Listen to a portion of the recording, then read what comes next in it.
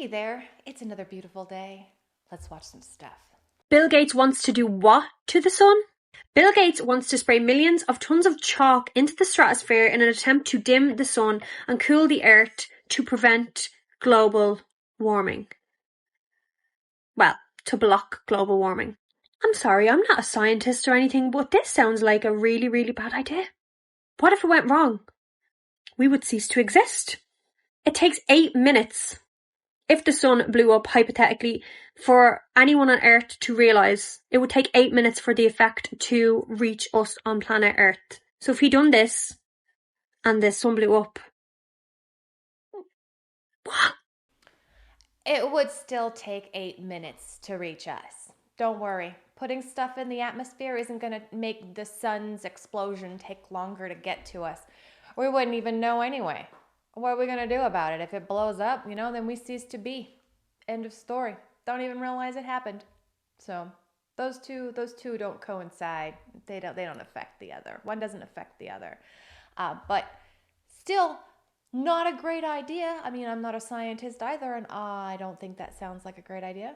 I think that sounds like it could cause a whole lot of problems because we kind of need the sun. Right? It's the whole reason we exist. Take it away, and then there's that's it. Excuse me a second while I stick my face in here real close, and thank you so much for being with me today. If you're having a good time, please hit that like button and consider subscribing, and then come back tomorrow, because I do this every day. Should advertisers be allowed to hack your dreams? Researchers and sleep experts are ringing alarm bells about a questionable marketing tactic of injecting advertisements into your dreams. None of this is real.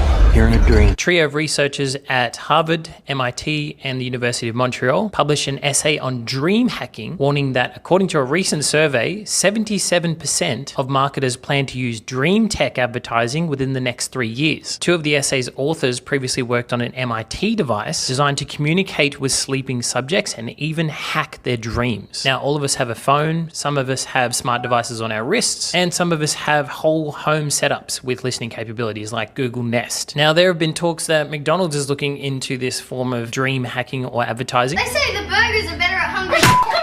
If you kind of imagine that you're sleeping and you wake up craving a Big Mac, essentially the worry is that they'll be able to play some form of dream-altering content through speakers on your phone or speakers elsewhere in the house. Now, outside of this being blatantly distasteful, do I think this would happen? Maybe. But how would you feel about this? Would you prefer to be dreaming about burgers instead of riding a unicorn with a cat and a laser beam on its head? You were at Frank Castle 513. Mentioned this a couple days ago after one of my other videos, and I was just mind blown. This is fantastic. I can't believe it. It's absolutely insane. Can you believe that they actually want to try to do that? And now that there's all kinds of technology that's hackable inside your home, they can. It's possible. It could potentially happen.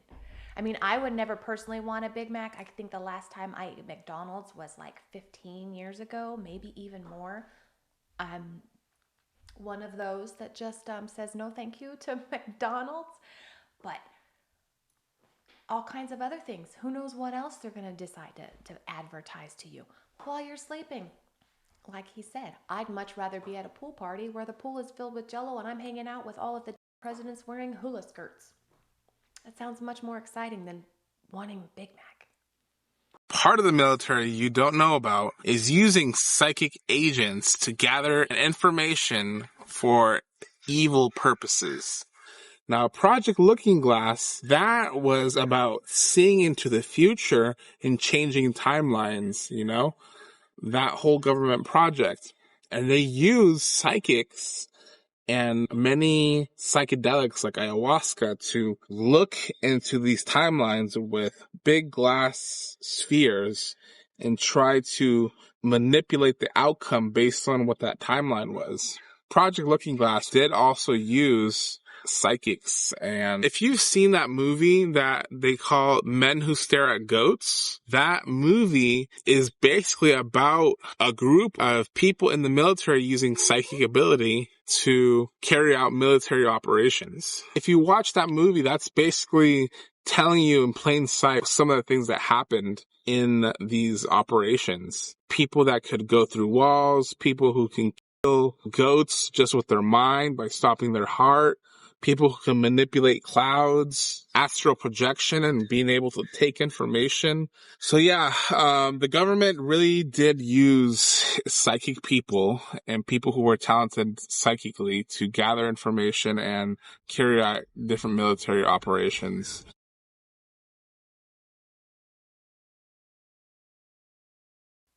This is the second video that I've pulled from this fella, and the first one was Project Camelot. He talked about Project Camelot, but he said like 6 different things that the project worked on, and it left me so confused. I'm pretty sure I'm still a little bit in the dark about what Project Camelot actually is.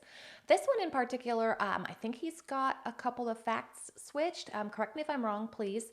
I believe what he was talking about at first with the not astral projecting, but the remote viewing and the men who stare at goats.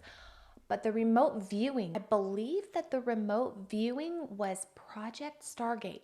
I know, it has nothing to do with Stargates, right? I said that before. It was with that fella that had looked at the dark side of the moon, right? And that was Project Stargate, and that was the remote viewing and all of the psychic powers and stuff like that.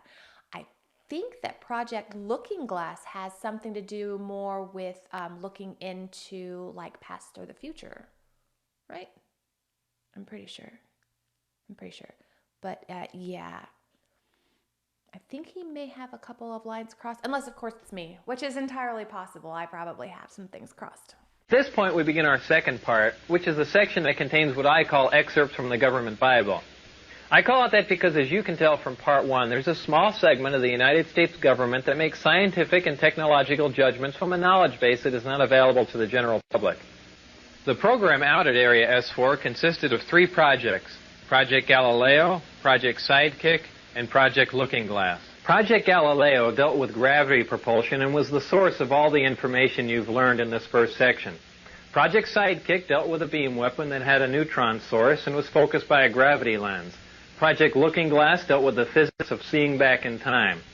If the following information is true, the United States government also makes judgments on a historical, philosophical, and even theological level from a knowledge base that is not available to the general public.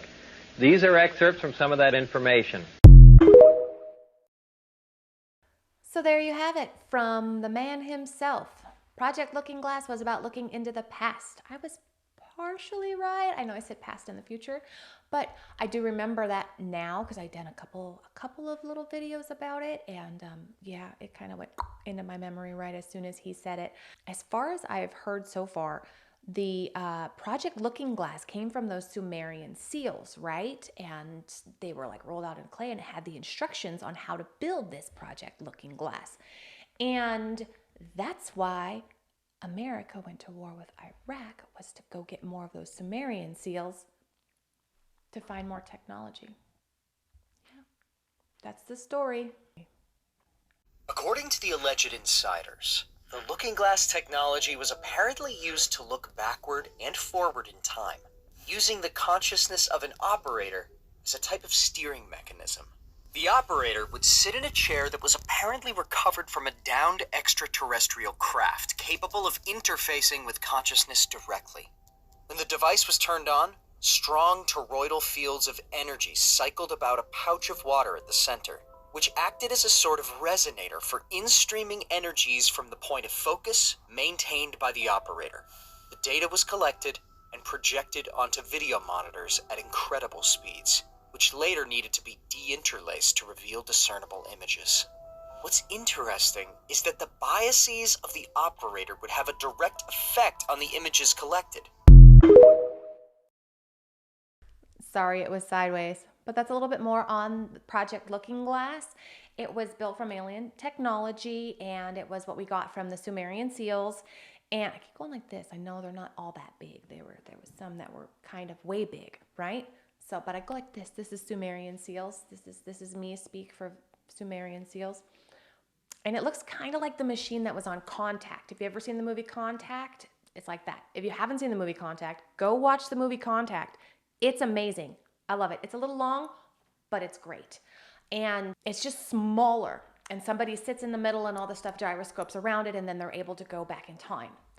But like I said, your own beliefs affect what you see. So Maybe it's not actually going back in time. Maybe it's just seeing their thoughts on what they know about that time period and what they believe and how they intermingle. Maybe we have a mind reader instead of a Wayback Machine. I don't know. Anyways, that's it. I'm gonna call it for today. I just realized I never lit my candle, so it happens.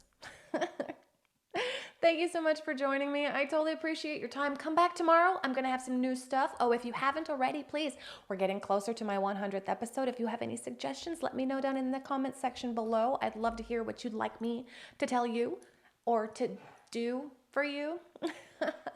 Come back tomorrow. And until then, have a wonderful day.